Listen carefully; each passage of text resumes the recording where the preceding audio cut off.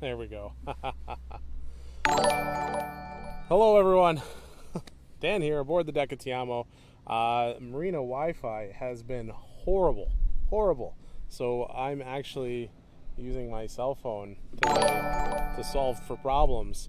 So I sincerely appreciate you guys taking a minute. I know we're starting a little late compared to what we should have been.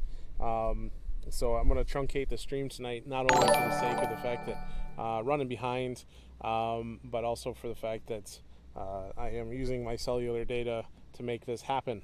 It is not a super sunny evening, as you can see. It is very cloudy here in California. So many follows and likes and everything. That's fantastic. I'm not even keeping up with it. I'm going to have to try to figure out a way to read the feed and see what's going on there. Huge amount of shenanigans with getting the stream working tonight, so apologies for that. Hopefully it's going to continue to work. Hopefully it's not going to blow my data right out of the water on my cell phone. Hopefully it's coming through clear despite all that. If you want to, you can head over to Discord. I'll be turning on Discord for myself here in just a second, and you can actually interact with me live via the Discord live chat. Look at there's just dozens of follows coming in. It's fantastic. What did I do? It's been a week. Wow. Aside from the fact that there's places burning in the world right now, literally burning in the world right now, everything's pretty calm and quiet here. There's not a lot of crazy that's happening right now within, shouting distance of where I am, at least. A couple weird explosions. You just heard that one. So I'm not entirely sure what's going on there. But nice quiet week. Spent a couple nights on the boat, which was fantastic. Having great internet and participating in Discord conversations and streams and stuff like that, all up till today. In fact, I was doing really good until about lunch today, and it just took a dive, a bad dive. I'm not entirely sure what's wrong. The Marina might just need to reset its router for all I know, but I am trying to use the Marina Wi-Fi to do this, and last week that's what I did. Hopefully I can get that figured out for the next stream period. But for tonight, we're gonna rock out some conversations. I've been working on getting Tiamo together and making her capable and ready to cross oceans. Right, that's the whole big point of all this, is crossing big water, and eventually, in a couple of years' time, taking a big trip, a very big trip. 2 days ago, was it 2 days ago? Yeah, 2 days ago last year, I got in the truck and I left Michigan. So this is the anniversary of me leaving Michigan and heading west until I literally hit the ocean. We went. Some of you joined me for that via cellular conversations and whatnot, but I headed west until I could go west no more. And ironically, I had the keys to this boat before I had keys to my apartment, because the guy who owned Tiamo at the time was available and the landlord wasn't. And so I actually sat on the boat and looked her over real good and read a book on her and stuff like that, waiting for my landlord to be available. And so I was enjoying Tiamo on the very first day. I wouldn't go on to buy her until a couple months later, but it was a spot to sit, so to speak, because I didn't have anywhere else to go. I was at the end of my road, and so that was super awesome. And then, of course, a month or two later, I'd have the surveyors come in, and then within a month of that, I'd be making an offer on the boat. So super fun history there. It's crazy to look back on the last year at what's been accomplished. It boggles the mind. It absolutely boggles the mind. Nobody's hanging out in Discord yet, but I'm just going to go ahead and undeafen myself there. So if y'all are watching and you want to join me, the Discord should be in the description. If it's not, shame on me, but you can grab it out of the last stream. So yeah, I don't know if it is in the description. I have no way to check. Awkward. I keep saying it's there, and it's in the Facebook post, and I know a couple of you followed from Facebook at least. So yeah, there's all that. I've been spending a lot of time on the boat, trying to maximize my use of it. So it's been nice to crash on the boat a couple nights in a row, and start acclimating to that and socializing with folks out here. If it wasn't for this silly internet, and I got to keep an eye on that, I'm not doing too bad. I'm getting closer and closer to not having a reason not to move on to the boat. That's super exciting for me. I recently wrapped up the first aid kit for Tiamo, and I think next week's stream I will set up a way to share that, because I know that Greg, I don't know if you're watching right now, buddy, but I know that he was interested in seeing how that first aid kit was assembled. I got a couple more pieces for it, in fact. I still don't have my suture kit. Amazon's really back ordered on all things medical, obviously. But as I wrap that up, I'm transitioning into, now that I have health and safety figured out, I'll worry about Tiamo's pharmacy when it's closer to time to leave. There are doctors who will write open scripts if they understand the circumstances, and taking Tiamo across oceans or outside of sight of land for long periods of time, it doesn't hurt to have antibiotics and things like that on board. So hopefully I can find a friendly doctor who's willing to work with me, and we can put that all together. Or I'll be in Mexico shortly after I leave, and I'll just handle it then. So yeah, there's all that. But as the medical kit is wrapped up, and the safety equipment with the fire extinguishers and the flags and all that stuff is getting wrapped up, I've been working on communication, and the SSB radio's up, weather faxes are being received. I can't figure out Navtex yet, so we might do a stream on Navtex and weather fax in the coming weeks.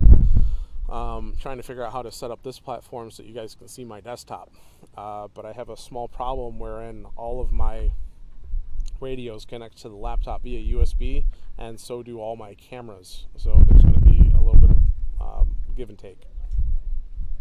But the radios, the communication side of things is coming together really well. Obviously, I'm using my cell phone right now to perform this stream, and I think it's going well.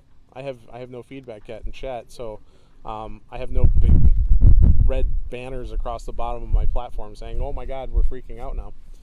So hopefully it's going well.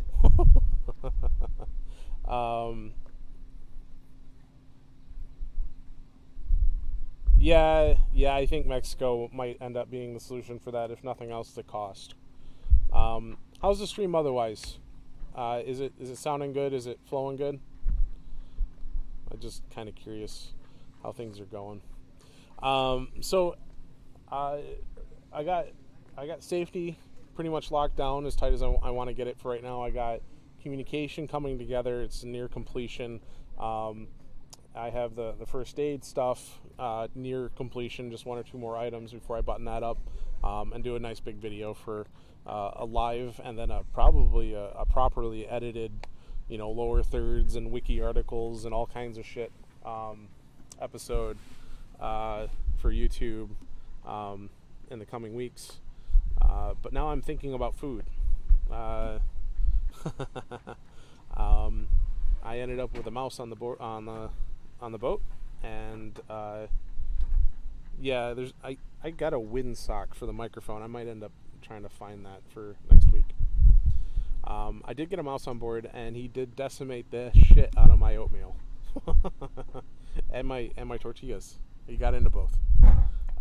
Super frustrating, and there's not much I can do about it other than deal with him and implement some preventative measures. So I've ordered a vacuum sealer for dry goods. So you use standard bell jars, and you put the little lid on top, and it gives you a little vacuum pump, and you put it right over top of that, and you fill it full of whatever dry goods you want, put the lid on it, pull down a vacuum, put the locking ring down nice and loose, and voila, you got a large jar of noodles, or a large jar of, I don't know, sugar. So that should eliminate some of my concerns with him. And since I was messing around with the jars, I also I'm going to look at solving for canning. I talked to a couple of people. I've joined a couple Facebook groups. My mother used to can. My grandmother cans. It seems to make sense that as I travel, I will encounter fresh food markets, but fresh food only keeps so long, and I know that some of the passages on Tiamo will be counted in weeks, and so there's some concerns about making sure that the food supplies stay proper for those long travels, and canning goods is the most sensible way to do it. Vegetables, fruits, whatever. So I will end up with a slew of jars, and now I got a bunch of glass on the boat. So I also ordered all the stuff to make the special netting that goes on jars so they can't clink into one another. And I will be ordering a proper pressure cooker and all that jazz that is sized for the boat. Allows me to do small batch canning. And I joined a couple of key Facebook groups for that. And amusingly, on the second group I joined, there was a lady there that sailed out of Wilmington, right where I'm at, just a couple years ago. For 15 years, they lived on their boat the entire time, and she canned while on the boat. So not only is she a wealth of knowledge, but she's a confirmation that I'm not absolutely batshit crazy for thinking that this might be a solution to the problem. So here's hoping. I know that I can get vinegar anywhere in the world. I know that I can get fresh veggies and fresh fruits anywhere in the world. Sugar anywhere in the world. Yeah, I don't know what's up with that, Leon. I'm kind of frustrated with how the stream launched tonight. First, network issues because of the marina's Wi-Fi is bupkis, and then of course the double start probably confused a lot of things. I'm gonna check my data usage here on my cell phone. Yeah, 2.8. So I've used 300 megs in 15 minutes. That's not too bad. I can work with that. I can sustain that. That's it's a $10 stream if I was paying for the data. And I am. Oh, I bet you there's all kinds of wind noise all of a sudden. I wonder if I should find my... Yeah, give me just a second. I'm going to find the wind sound.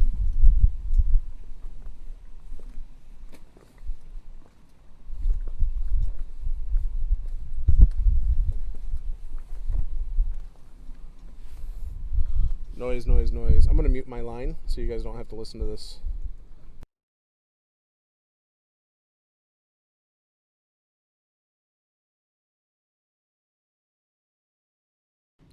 Okay, that's probably better. I hope that's better. The wind just started really gusting all of a sudden, so there's also some clouds blowing in, and I might get chased inside by some rain. We shall see what we shall see. Hopefully I don't. But yeah, so I'm planning on doing some canning on the boat soon, and of course, as always, I will share pictures and content of that entire process as it all comes together. I don't think anybody's joined me in Discord, so nope, they have not. Yeah, was that the wind noise finally catching up with us? I bet it was. So yeah, And as the food supply, the solution comes into play, I have a friend here at the marina who's going to dial in the last couple details on the fridge. Tiamo has active refrigeration and a 12-volt system, and it needs to be charged up a little bit more so it can actually hold a freeze. But once that's done, and once the canning's in place, things will be coming along pretty good.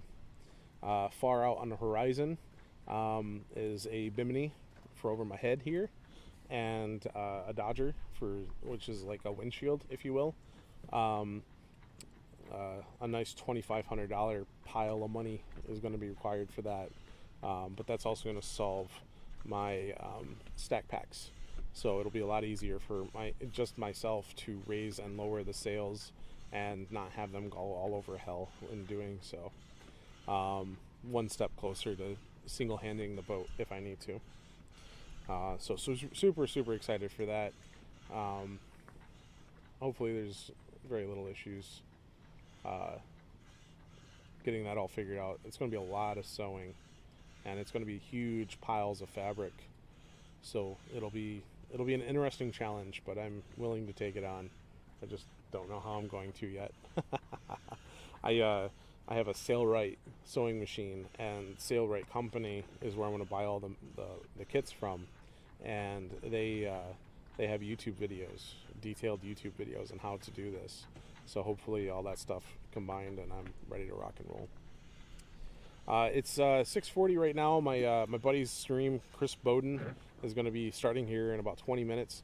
I promised you guys a fairy tale, so I'm going to dive right into that and get that underway so we can wrap up the stream here.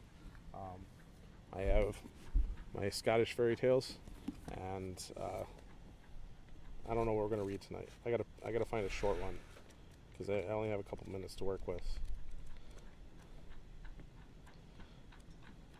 How long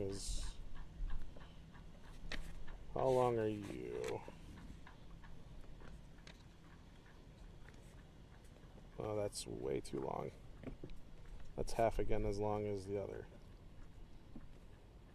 Well, that's a nice short one. Here we go. I got the solution. So, a little bit of a Scottish fairy tale for you guys as we wrap up the stream tonight. I'm going to read for you guys the story of Whippety Story. That's WHIPPETYSTOURIE. I am going to tell you a story about a poor young widow woman who lived in a house called Clitterrumpet. Though whereabouts in Scotland and the house of Clitterrumpet stood, nobody really knows.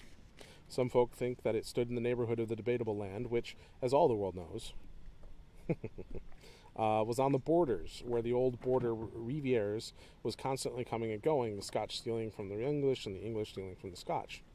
Be that as it may, the widowed mistress of Clitterrumpet was sorely to be pitied. For she had lost her husband, and no one quite knew what had become of him. He had gone to a fair one day and never came back again, and although everyone believed that he was dead, no one knew how he died. That or he ended up in Tulsa.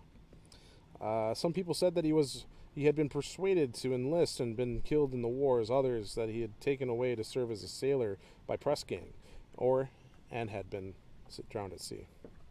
At any rate, his poor young wife was sorely to be pitied, for she was left with a little baby boy to bring up, and as times were bad, she had not much to live on. But she loved her baby dearly, and worked all day amongst her cows and pigs and hens in order to earn enough money to buy food and clothes for both herself and him.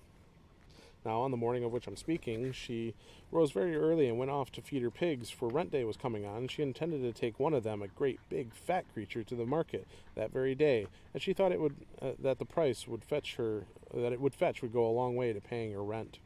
And because she thought so, her heart was light, and she hummed a little song to herself. She crossed the yard with her bucket on one arm and baby boy on the other. But the song was quickly changed to a cry of despair when she reached the pigsty, for there lay her cherished pig on its back with its legs in the air and its eyes shut, just as if it were going to breathe in its last breath. "What shall I do? What shall I do?" she said, and cried the poor woman, sitting down on a big stone, clasping her boy to her breast, heedless of the fact she had dropped her bucket and that the pig's meat was running out and all the hens were eating it. "First I lost my husband, now I'm going to lose my finest pig, the pig I hoped would fetch a great deal of money. Now I must explain to you the house of Clitterrumpet stood on a hillside with a great fir wood behind it, and the ground sloping down steeply in front. And as the poor young thing, after having a good cry to herself, was drying her eyes, she chanced to look down the hill, and who should she see coming up it but an old woman who looked like a lady born. She was dressed in all green and with a white apron, and she wore a black velvet hood on her head, and a steeple-crowned beaver hat over that, like something like those I have heard tell that women wear in the Wales. She walked very slowly, leaning on a long staff, and gave a bit of a hirple now and then, as if she were lame. I guess it's like a little stagger. I don't know. As she drew near, the young widow felt it was becoming to rise and curtsy to the gentlewoman, for such she saw her to be. Madam, she said, with a sob in her voice, I bid you welcome to the house of Clitterrumpet, although you find its mistress one of the most unfortunate women in the world. Hout, tout, answered the old lady in such a harsh voice that the young woman stared and grasped her baby tight in her arms. Ye have little need to say that. Ye have lost her husband, I grant ye, but there was worse losses at Sheermuir, and now your pig is like to die. I could, maybe, remedy that. But first, I must hear how ye give me. But first, I must hear how much ye give me if I cured him. Oh man, the written Scottish brogue is hard. Anything that your ladyship, madam, likes to ask, replied the widow, too much delighted at having the animal's life saved to think that she was making a rather rash promise. Very good, said the old dame, and without wasting any more words, she walked straight into the pigsty. She stood and looked at the dying creature for some minutes, rocking to and fro and muttering to herself in words which the widow could not understand. At least, she could only understand four of them, and they sounded something like this: pitter-patter, haly-water. Then she put her hand into her pocket and drew out a tin bottle with a liquid that looked like an oil in it. She took the cork out and dropped one of her long ladylike fingers into it, and she touched the pig on the snout, and then on the ears, and then on the tip of his curly tail. No sooner than she had done so than the beast jumped up, and with a grunt of contentment ran off to its trough to look for its breakfast.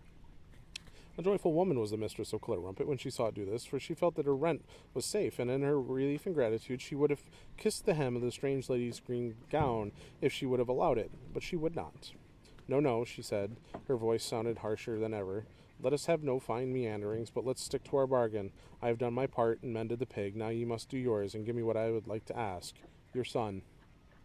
The poor widow gave a piteous cry, for she knew now what she had not guessed before, that the green-clad lady was a fairy, a wicked fairy, too, else she would not have asked such a terrible thing. It was too late now, however, to pray and beseech and beg for mercy. The fairy stood her ground, hard and cruel. Ye promised me what I would like to ask, and I have asked for your son, and your son I will have, she replied. So it is useless to be making such a din about it. But one thing I may tell thee, I know well that the knowledge will not help you. By the laws of Fairyland, I cannot take the Baron until the 3rd day after this, and if by that time you found out my name, I cannot take him even then. But you will not be able to find it, of that I am certain, so I will call back for the boy in 3 days.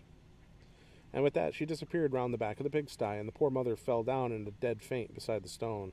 All that day and all the next she did nothing but sit in her kitchen and cry and hug her baby tighter in her arms, but on the day before that, which the fairy said she was coming back, she felt as if she must get a little fresh air, so she went for a walk in the fir wood behind the house. Now in this fir wood was an old quarry hole, at the bottom of which was a bonny spring well, the water of which was always sweet and pure. The young widow was walking near the quarry hole when, to her astonishment, she heard a whir of a spinning wheel and the sound of a voice lilting a song. At first she could not think of where the sound came from, and then, remembering the quarry, she laid her child at a tree root and crept noiselessly through the bushes on her hands and knees to the edge of the hole and peered over. She could hardly believe her eyes, for there, far beneath her, at the bottom of the quarry, beside the spring well, sat the cruel fairy, dressed in her green frock and tall felt hat, spinning away as fast as she could at a tiny spinning wheel. And what should she be singing but, "Little Kens, our good dame at hame, Whippety Story is my name." The widow woman almost cried out aloud for joy, for she now learned the fairy's secret, and her child was safe, but she dare not, in case the wicked old woman heard her and threw some sort of spell over her. So she crept back to the place where she had left her child, then catching him up in her arms, ran through the wood to her house, laughing and singing and tossing him in the air in such a state of delight, if anyone had met her, they would have been in danger of thinking that she was in fact mad. Now this young woman had been a merry-hearted maiden. She would have been a merry-hearted still if, since her marriage, she had not had so much trouble that it made her grow old and somber-minded before her time, and she began to think what fun it would be to tease the fairy for a few moments before she would let her know that she had found out her name. So the next day, at the appointed time, she went out with her boy in her arms and seated herself on the big stone where she had sat before, and when she saw the old dame coming up the hill, she crumpled up her nice clean cap and screwed up her face, and pretended to be in great distress and to be crying bitterly. The fairy took no notice of this, however, but came up close to her and said in her harsh, merciless voice, "Good wife of Clitterrumpet, ye ken the reason of my coming. Give me the bairn." Then the young mother pretended to be in sorer distress than ever, and fell on her knees before the wicked old woman and begged for mercy. "Oh, sweet madam mistress," she cried, "spare me my bairn, and take and thou wilt the pig instead." "We have no need of bacon where I come from," answered the fairy coldly, "so give me the laddie, and let me be gone. I have no time to waste in this wise." "O dear lady mine," pleaded the good wife, "if thou wilt not take the pig, will not thou spare my bairn and take me myself?" The fairy stepped back a little, as if in astonishment. "Art thou mad, woman?" she cried contemptuously, "that thou proposest such a thing? Who in the whole world would care to take a plain-looking, red-eyed, dowdy wife like thee with them?" Now the young mistress of Clitterrumpet knew that she was no beauty, and that knowledge had never vexed her, but something in the fairy's tone made her feel so angry that she could hardly contain herself no longer. "In troth, fair madam, it might have had the wit to know that the like of me is not fit to tie the shoestring of the high and mighty princess, the Princess Whippety Story. If there had been a charge of gunpowder buried in the ground..." Hey, Joe, thanks, buddy.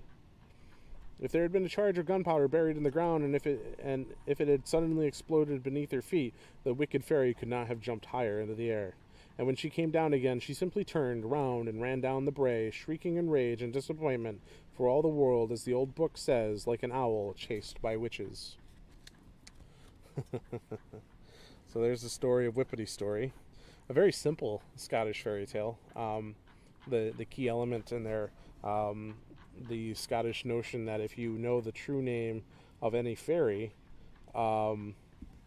you can command them, and so there's a lot of different fae in the world of Scottish fairy tales. The most notable is probably Pan or Puck.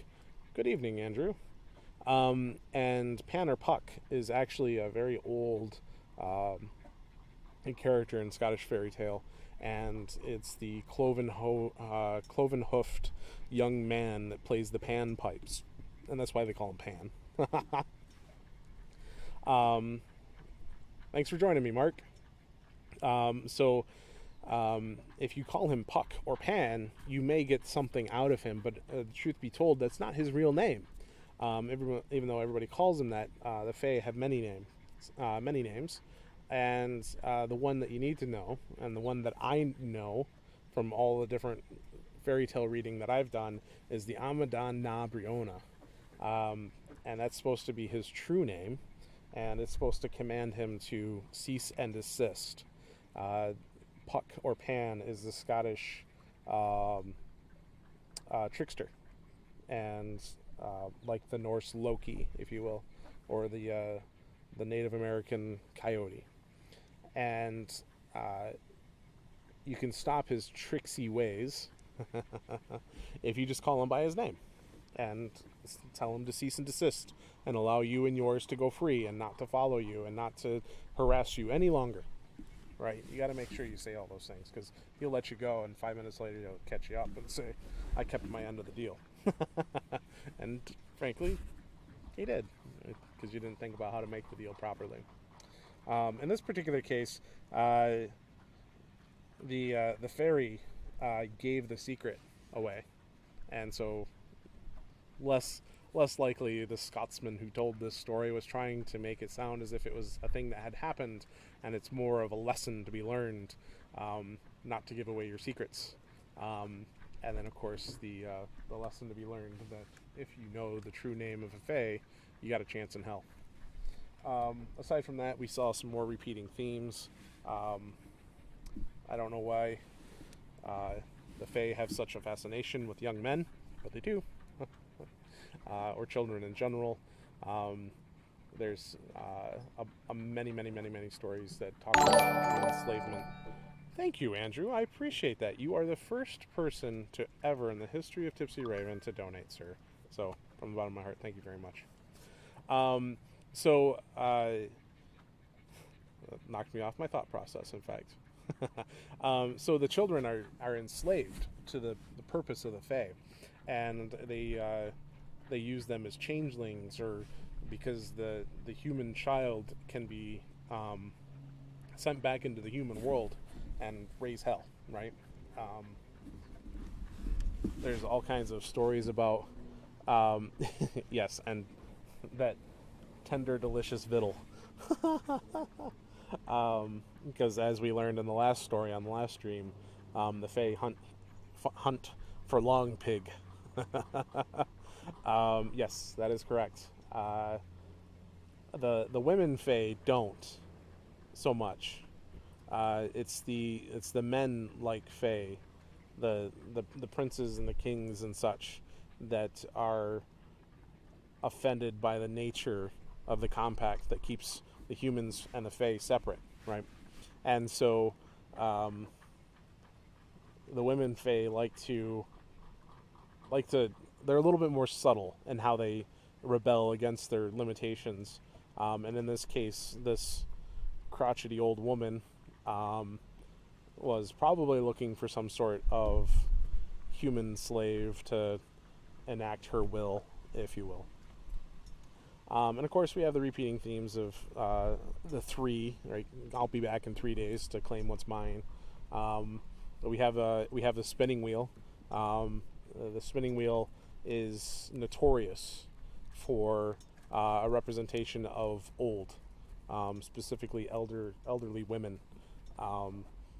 And so, if you have a young woman in a story and there's a spinning wheel involved, it's the story's way of saying that you're looking at a circumstance where this woman is looking at the end of her life. This is what she'll be doing for the rest of her life. There's actually a fairy tale that goes into detail on that. So there's some really awesome themes in this story, even though it was nice and short. Next week, hopefully, I'll just go ahead and assume the Marina Wi-Fi is crap. And we'll start the stream sooner with the cell phone data, which, let's take a look. The stream's been running for 35 minutes. 35 minutes, and I get 15 gigs a month. And I only pay for first six. So, to bring you the stream tonight... Oh, wait, nope, that's the wrong thing. That's the wrong... 3.22. I used a gig. About a gig. So 4 streams a month off the cell, and I think I can handle that. And hopefully the Marina figures out their Wi-Fi sooner than later. So I sincerely hope that everybody enjoyed the story. I'm sorry the stream started late tonight. Some technical difficulties. I did add some neat features, and I'm about to kick over to the next one. I was not able to finish it, so I apologize for that. But I have an opening slide and a closing slide thing now, and I'm gonna go ahead and shut the stream down now because it's 7 o'clock. Bowden's starting up his, and I don't want to. I know a couple people watching are gonna run off to his anyways. So I hope that you're all having a good evening. I hope that you have a fantastic weekend planned. You're all staying safe out there from both the disease and all the riots and all the other things going on. And sincerely, from the bottom of my heart, thank you, Andrew. We'll see you next week.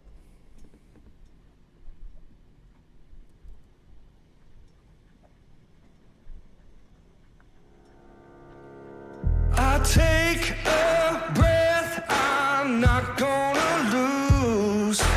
This is what I came here to do. I walk that wire and I take that step. Won't look down, got